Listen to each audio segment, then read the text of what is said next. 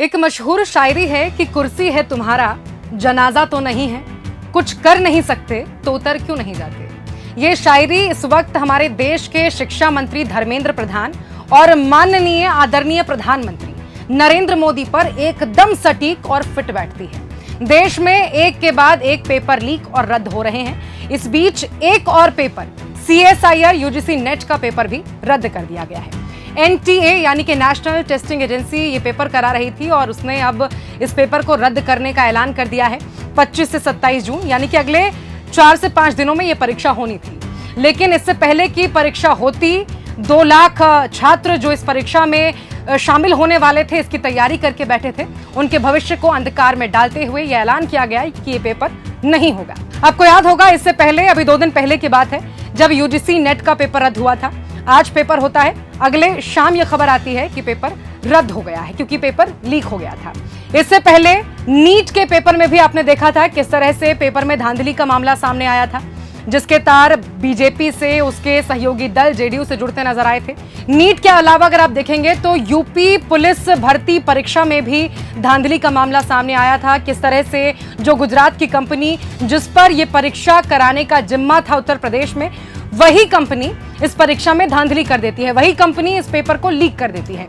तो एक के बाद एक देश में पेपर लीक हो रहे हैं, उनमें धांधली के जो मामले हैं वो सामने आ रहे हैं। लेकिन देश के जो शिक्षा मंत्री हैं वो कुंभकर्णी नींद में पड़े हैं, उनको योगा करना है। हालांकि जब वो योगा करने जा रहे थे तब भी आपने देखा किस तरह से जो छात्र थे दिल्ली में उनका विरोध करते हैं, प्रदर्शन करते हैं, काला झंडा दिखाया जाता है, बावजूद इसके वो अपनी चुप्पी नहीं तोड़ते। ये वही शिक्षा मंत्री हैं, याद रखिए, जिसने NTA को हरी झंडी दिखाई थी और ये कहा था कि इस परीक्षा में कोई झोल या धांधली का मामला सामने नहीं आया है, कोई गड़बड़ी पेपर में नहीं हुई है। तो सवाल ये बनता है कि एक के बाद एक पेपर लीक हो रहा है, NTA खुद परीक्षा रद्द कर रही है। नीट में जिस अभ्यर्थी को गिरफ्तार किया गया था, अनुराग यादव, खुद ये कबूल कर लेता है कि पेपर में धांधली हुई, मुझे एक दिन पहले पेपर दे दिया गया था। क्या इसके बावजूद भी वो ये कहेंगे कि परीक्षा में कोई धांधली नहीं हुई है?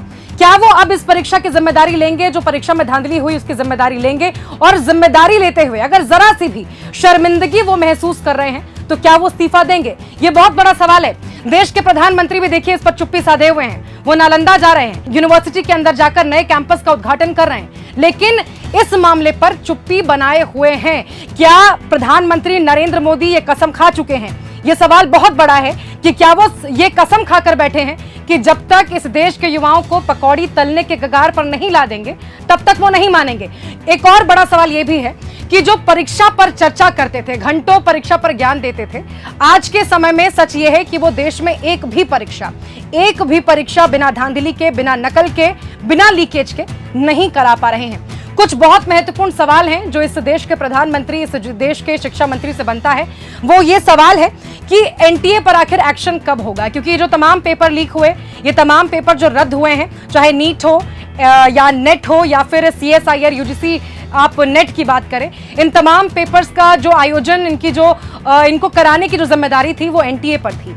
NTA पर एक्शन कब होगा? सवाल नंबर 2 ये है कि आप एक्शन नहीं ले रहे हैं, चुप हैं। क्या आपकी चुप्पी के पीछे कारण ये है कि जो परीक्षा और शिक्षा माफिया हैं, इनके साथ आपके लोग भी मिले हुए हैं? जो आपका सरकारी तंत्र है ये भी उस नेक्सस में शामिल है क्या? सवाल नंबर 3 ये है कि आखिर शिक्षा मंत्री इस्तीफा कब देंगे? ये बहुत बड़ा सवाल है क्योंकि शिक्षा मंत्री लगातार इस पर चुप हैं। NTA को उन्होंने हरी झंडी दी थी और अब जब क्योंकि ये पूरा मामला बहुत हद तक दूध की तरह, पानी की तरह साफ है, तो इस पर वो कुछ कहने के लिए तैयार नहीं है। उनको जवाब देना होगा क्योंकि यहाँ पर सवाल देश के लाखों छात्रों का है, उनके भविष्य का है।